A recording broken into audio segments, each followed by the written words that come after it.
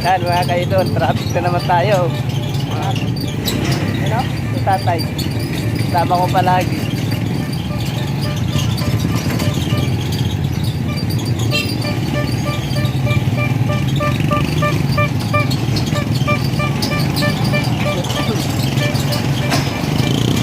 Mahirap palagi ang daan, no?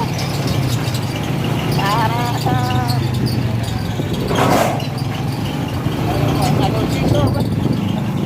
Sana all.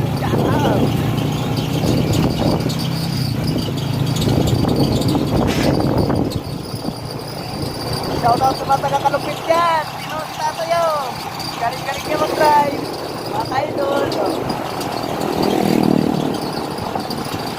Pupunta nga pala kami mga idol na balik.